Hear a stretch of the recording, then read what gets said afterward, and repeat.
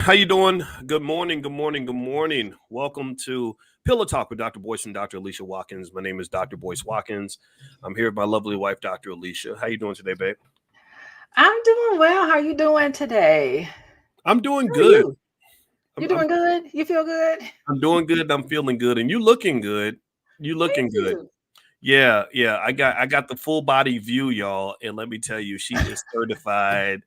My wife looks good. If she look, I'm not going to mention which birthday we just had, but I am going to say that I'm. Uh-oh. Uh-oh. Sorry.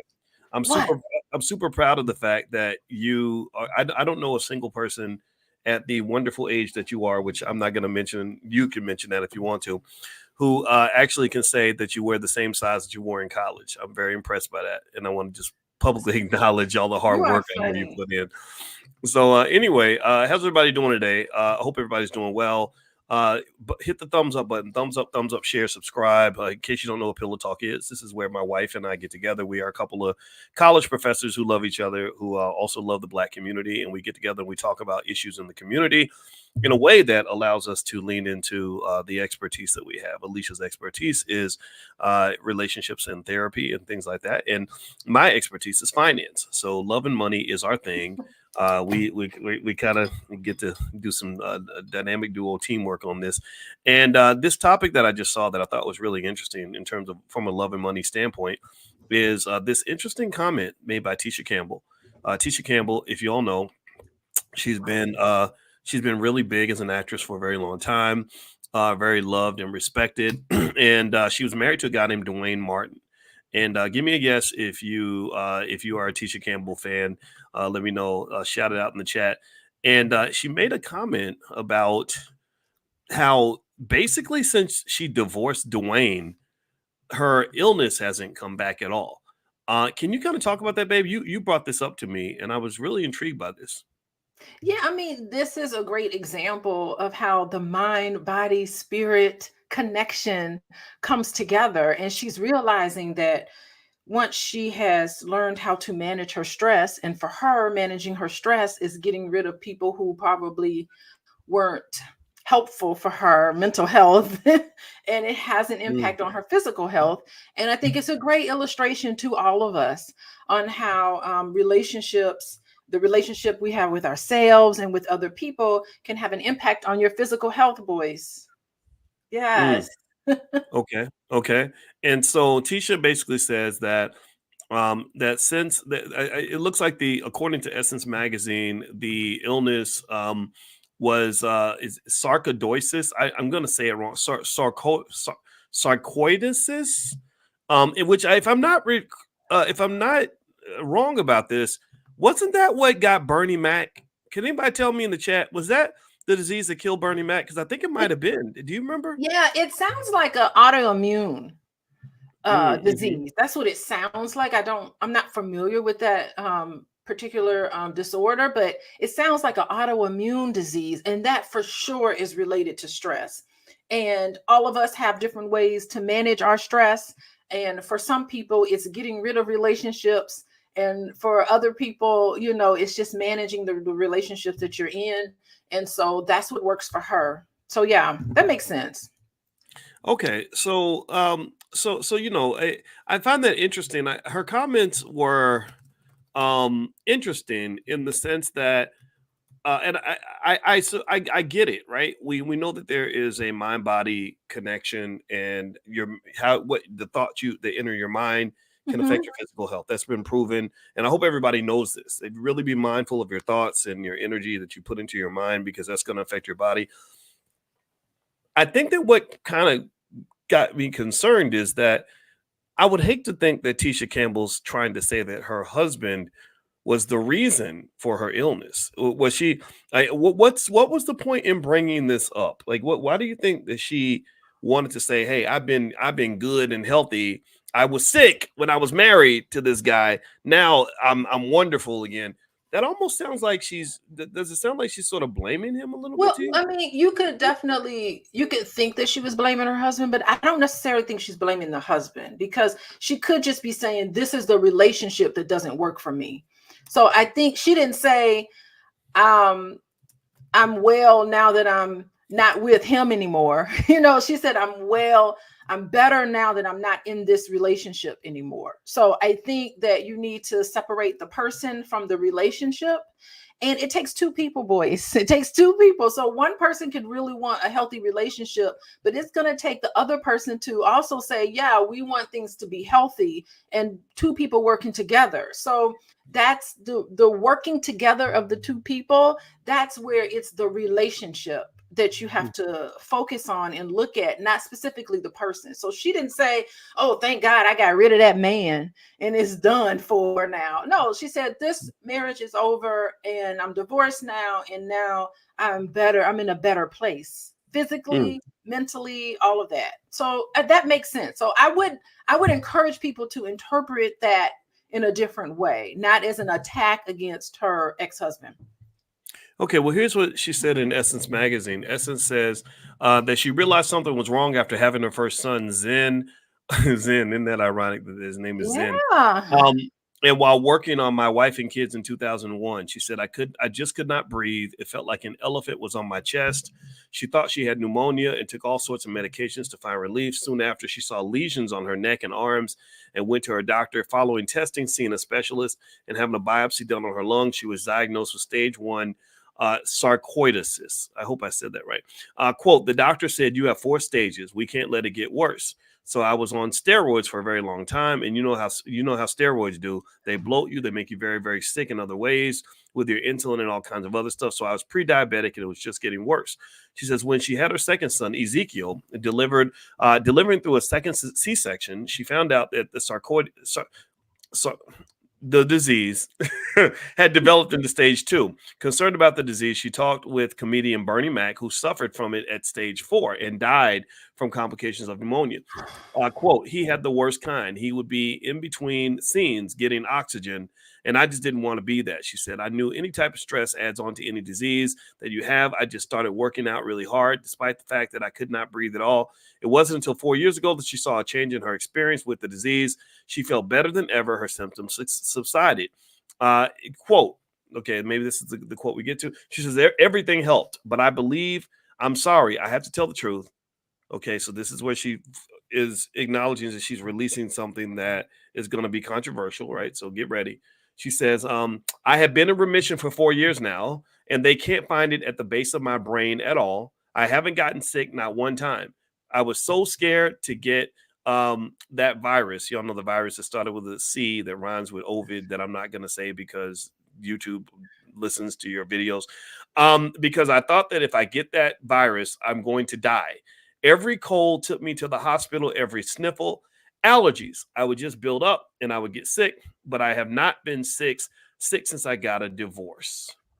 Okay, what do you think about that? Yeah, that's interesting. I mean, so we talked about how the mind body has this connection, and a good way to get over it is to connect with feelings that you're repressing. So when people repress how they really feel about a situation or about a person, and they don't feel comfortable sharing how they feel, it gets stored into the body and it comes up as disease. So somehow, and for her, it was this relationship. Somehow she feels this relief and she's at a place where she can connect what was maybe happening in her personal life, how she felt about that, how she really felt about that. And then opening that up can release some of that pressure in your body by not connecting to situations in your life that is uncomfortable for you. And we know about the rumors of their marriage, whatever, alternative lifestyles that people have in Hollywood. That's fine. If it's good for them, it's great for me, right? But, if there's some sort of disconnect between what's happening in your outer life and what's happening, what you feel like you need to have inside, and if you don't have a place to process that, it can manifest itself in disease. I got a pet peeve. What's your pet peeve, boys? I have pet peeves. 2 pet peeves. I have one pet peeve from something that I sometimes see with men, and then I have another pet peeve with things that I often see with women. My pet peeve with men is a lot of the men who blame women for all of our problems, right? Without acting like we play some part in the process, right? For example, saying things about single mothers, when you also had a single mother, or you say nothing about the father that might have created that single mother. That's kind of weak to me. Or also another pet peeve I would have is if men are speaking about women that they've slept with. I don't like that. I think it's very tacky if a man is on some show trying to get attention and he says, yeah, I hit her and I slept with her and I slept with her.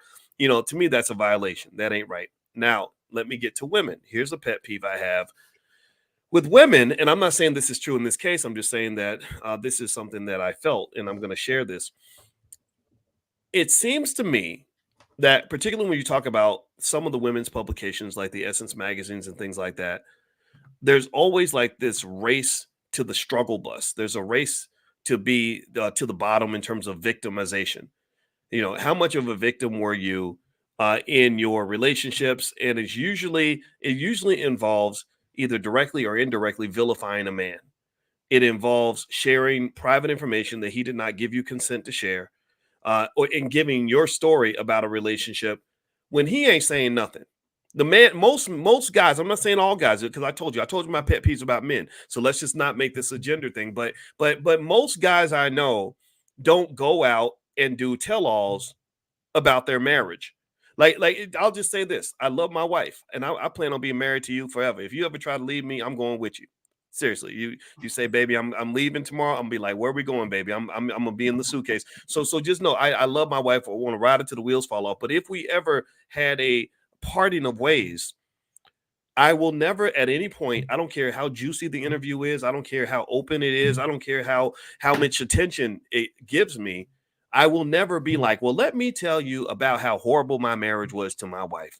I was sick as a dog and I was going through it, and with all the abuse that I had to deal with, I just, it's over now and I'm so happy. I'm not going to do that, because that doesn't just make you look bad. I personally think it would make me look bad. It makes me look bad because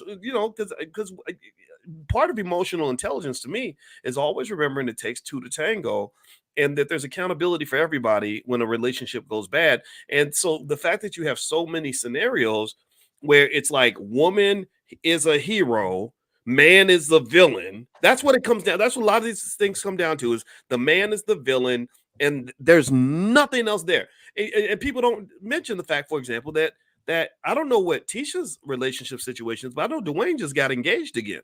So there's some woman that really loves the hell out of this man. So I would love to hear both sides of the story. If I can't hear both sides, then don't tell me your side. Don't try to make a tell-all movie biopic that makes you into the hero. I don't want to hear all that. It's y'all's relationship. Keep it between y'all. That's how I feel. I don't know if anybody. I don't think that listen.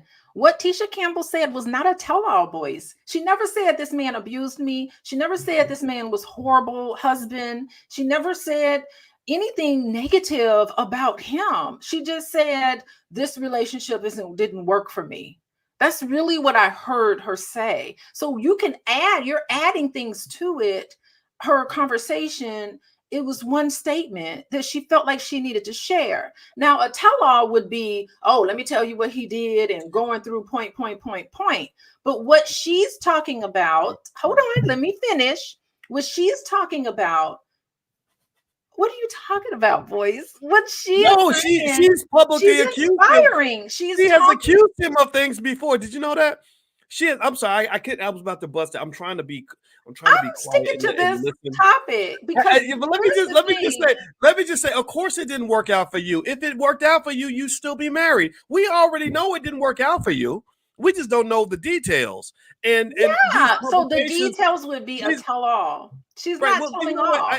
Well, remember this. Okay, let me tell you. Let me finish. I didn't finish reading this Essence article. Listen to this. Campbell filed for divorce from Duane Martin, whom she married in 1996 and had her sons with. In 2018, years after the divorce, apparently, I don't know how many years ago it's been, she accused him of physical abuse as well as mental and emotional abuse shortly after they married.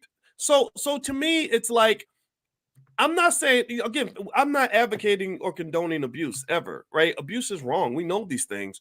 But when you say I was mentally abused, do you know how many men I know who can make a legitimate claim that the woman that they're married to or dating has mentally or emotionally abused them? And do you know what a slippery slope that is? Because that is such an ambiguous statement. Like I could literally say, I could say, Alicia, I need you to cook for me naked in the kitchen every day, and also let me have $1 million. And then you say no, and then I go ballistic and say she's emotionally abusive because she would not give me what I wanted. That to me is the problem. If you have evidence that somebody's just beating you up and it's crazy or whatever, I get that, and we know that abuse does happen. But it seems like everybody who doesn't want accountability also jumps on the abuse bus, and I think that there should be more clarity there, or there should just be um no transparent. Just don't talk. Move on.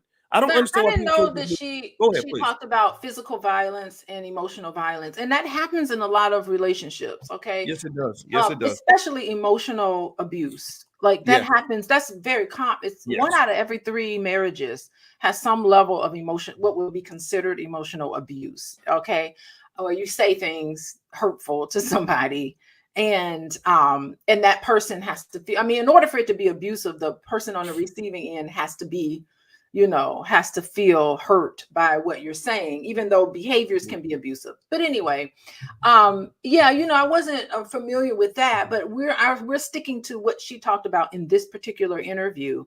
And I Mhm. didn't see her. I see some growth in her. Now, the fact that he is engaged now and has started over again and is wants to be married again, I think that's positive.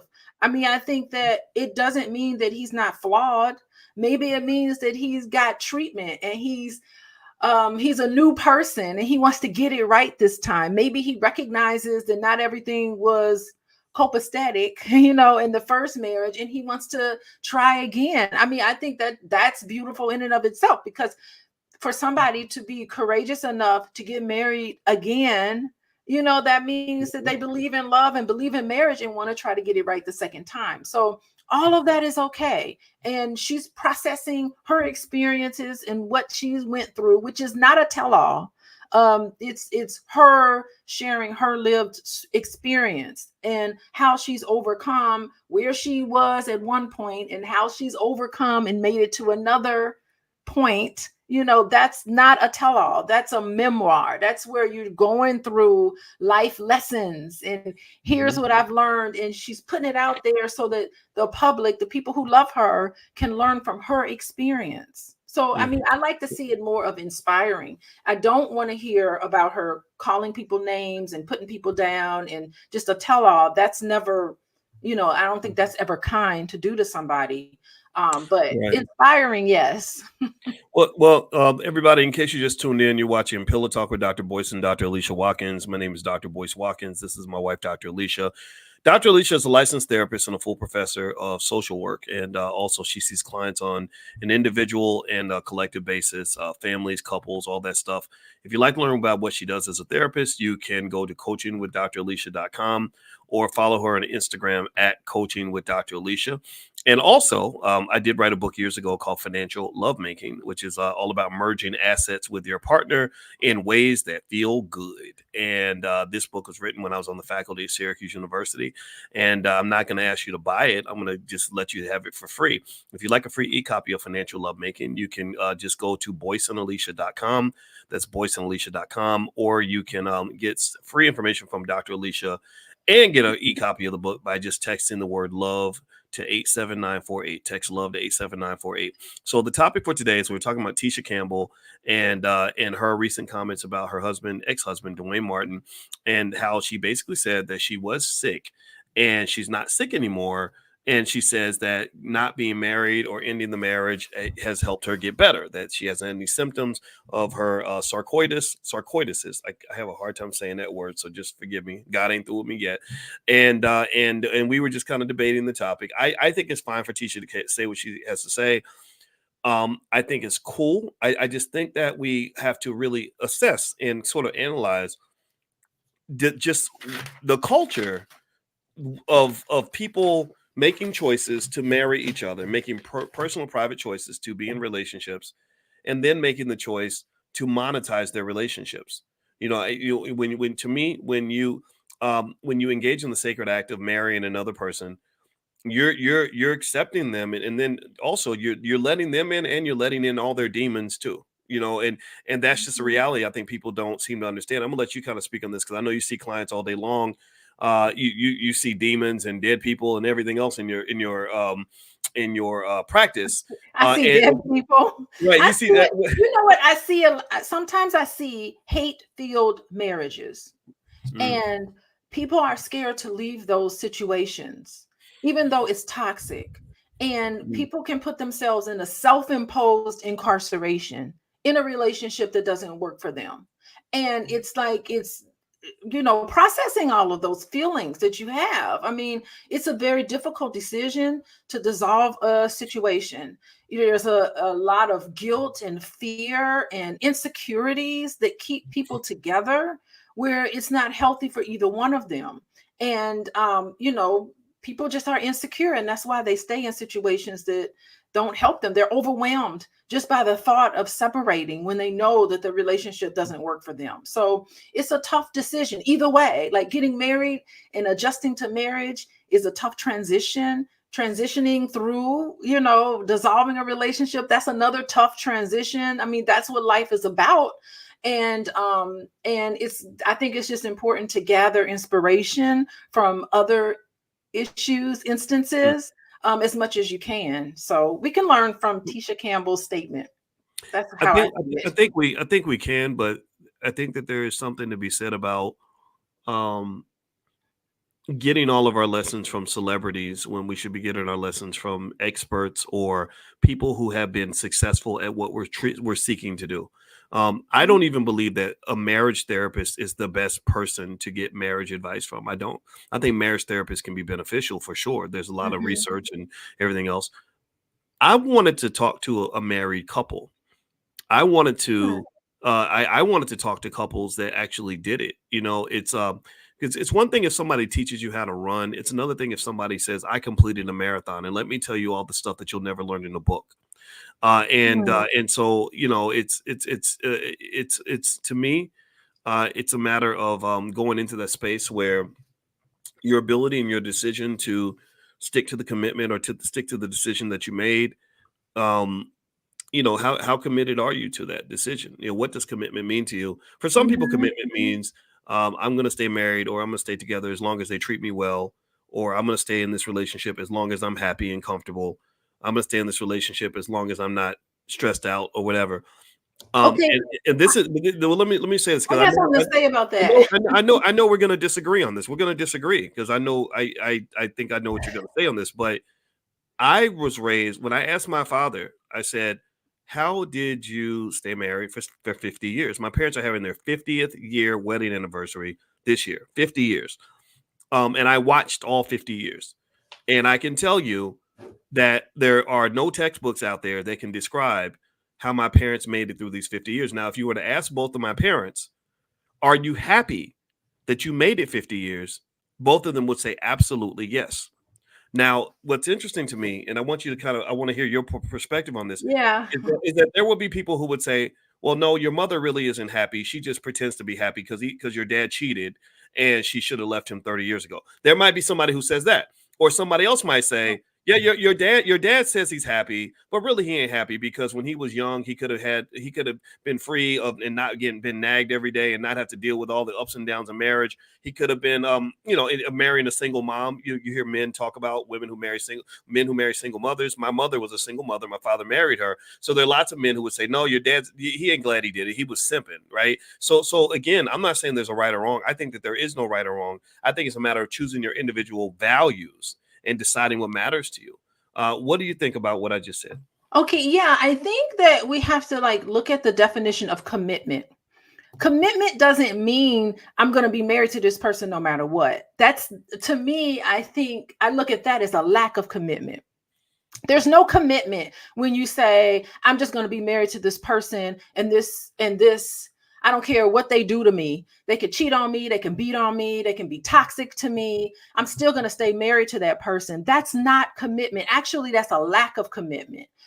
When the word commitment is used, it means to be committed to a healthy situation, not one that's toxic and uncaring. You want to be committed to a thriving marriage instead of just being committed to a marriage, even though you're just surviving it. So there's a difference there. I think a survival marriage, there's a lack of commitment there. Even though the person is still legally married to each other, it's being committed to a healthy relationship. I think that needs to be added at the end of that. And I don't know, I can't speak on your parents. I don't know their relationship, but I can speak on the definition of commitment. So commitment is being committed to a healthy relationship and doing what you need to do to grow, to understand each other, to become better as individuals toward each other, to love each other, not just a feeling, but in action, and consider all of those healthy behaviors and interactions. That's a commitment. But Okay. being toxic and mean and abusive, there's no commitment there, even though you're still married.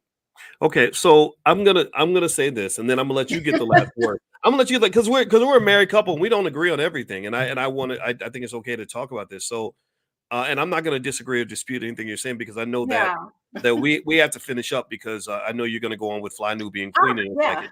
Yeah, and so um, here's what I'll say: you're right in the or I agree with you in this sense that you want to aim for a happy, prosperous, thriving, growing marriage. But Committed. I'm also a realist in that I know that every day ain't going to be sunshine and rainbows. And also, there's going to be times where, even if your partner isn't intending to be toxic towards you, sometimes you Mhm. may feel hurt by their behavior. And you can try to work it out, you try to talk it out, but sometimes it may not work out. Like, for example, in growing up, no, being taught by my father about what women can be like when they're having their menstrual cycle, which is a real reality that nobody talks about because they think it's offensive.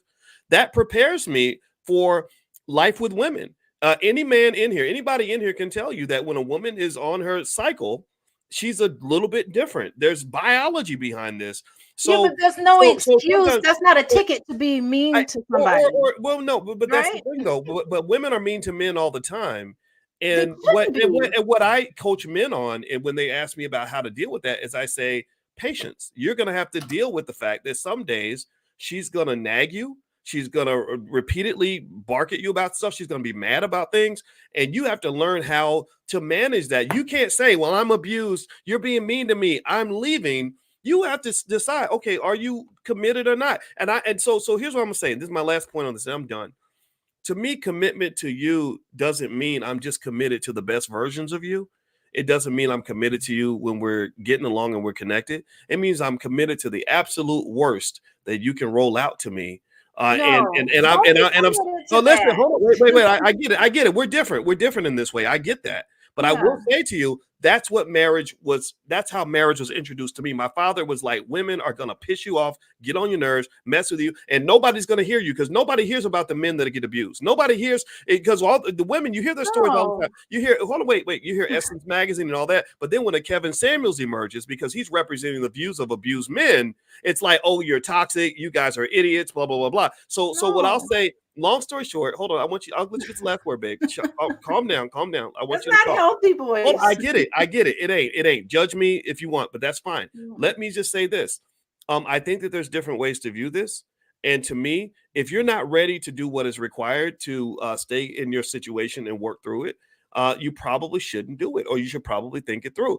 The divorce rate is way too high because people are apparently making decisions that they can't stick it out with, or they're making plans in a way where they're always surprised. Well, if you keep getting surprised by something, you keep doing it wrong, you probably need to do it different. That's No, my I'm, 2 cents. Go boys, ahead, I babe. gotta tell you, there's no excuse for abusive behavior, whether a woman is on her menstrual cycle or whether a man lost money at the track or whether whatever it is, there's no excuse for that.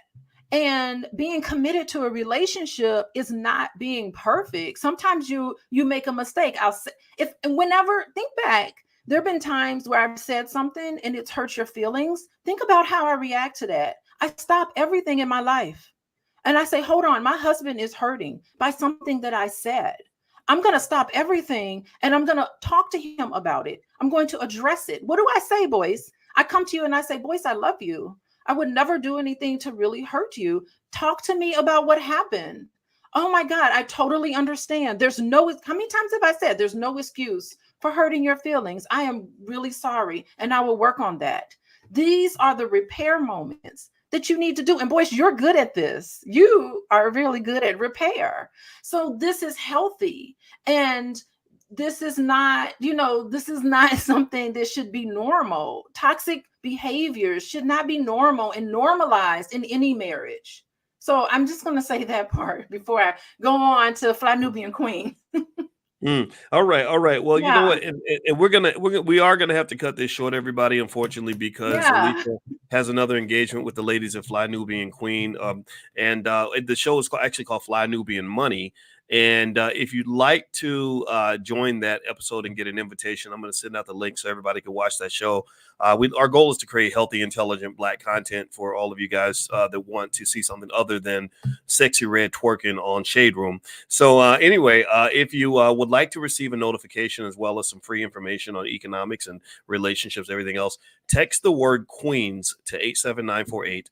Queens with an S to the number 87948. I'll send you guys a link and you guys can join the Queens later on this afternoon. Their topic happens to be the same as this topic, but I saw it and I was so interested in it that I said, hey, babe, let's go ahead and let's talk about this a little bit on Pillow Talk so I can let you kind of get your voice out. And of course, I had something to say. But at the end of the day, I think that us hearing each other out is really the goal, right? You don't have to agree. Just listen to other people. So the other thing I'll say too, last but not least, is as you hit the thumbs up button, thumbs up, share, subscribe.